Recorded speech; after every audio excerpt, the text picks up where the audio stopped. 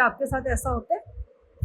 जब आपकी mummy machine लगाती है तो आपको कहती है जा नहा ले जल्दी, मशीन लगानी है, कपड़े दे देंगे। या खाना बन गया होता है, उन्हें बर्तन साफ करने होते हैं तो कहेगी जल्दी जल्दी खाना खा लो, बर्तन साफ करने में बार बार नहीं मांगेगी। झाड़ू पोछा लगाने तक माँ कहेगी बिस्तर में बैठ जाओ, एक बार जाना है घूमना है जहाँ घूम लो, बार बार उठ के मत आना, मैं पोछा लगा रही हूँ, गंदा हो जाएगा घर। बताओ, खाने पे रोक टोक, पहनने ओढ़े पर रोक टोक, हर चीज में रोक टोक। ये कैसा काम है जो हमारी माँ करती है? पहले मैं सोचती थी ऐसा, लेकिन अब मैं भी ऐसा ही करती हूँ मेरे बच्चों के साथ। जब मशीन लगाती हूँ, बेटा कपड़े दे दो, सोते रहते ना, उठाऊं क्या, तू उठ जा, खुल के तू उठ जा, मशीन लगा रही हूँ, कपड़े दो। मम्मा सोने दो। अरे कपड़े दे दो, फिर रह जाएंगे, कल फिर लगानी पड़ेगी नहीं तो। और खाना बना के रख दूँ, खा लो यार बच्चों, खा लो खाना, मम्मा भी भूखी, बर्तन मांजने हैं मुझे, और भी काम है बहुत सारे।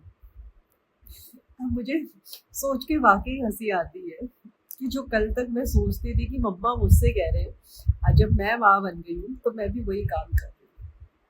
उस टाइम तो मशीन होती भी नहीं थी, हाथ से धोने होते थे तो मम्मा कहते थे कि कपड़े दे दो, धो देती हूँ, बार बार उनको दिक्कत ना हो।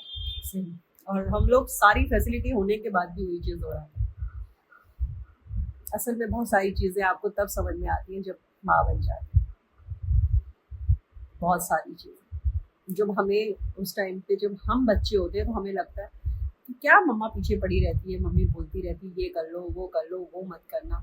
लेकिन जब हम उस कैटेगरी में आते हैं, माँ की कैटेगरी में, तब चीज़ें समझ में आती हैं कि वो हमारी कितनी केयर करती थी।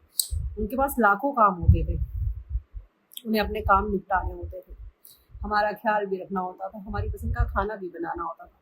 मुझे आज तक याद है कि मैंने शायद 15 दिन में या 10 दिन से पहले खाना रिपीट नहीं हुआ होगा मेरे टिफिन में। कई बार तो महीना हो जाता था, खाना रिपीट नहीं होता था, हर दिन नई चीज़ रहती थी।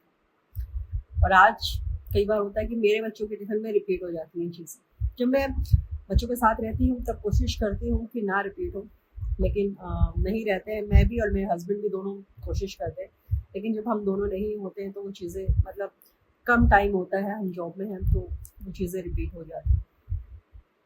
बहुत सारी चीज़ें आपको मैच्योर होने के बाद पता चलती है।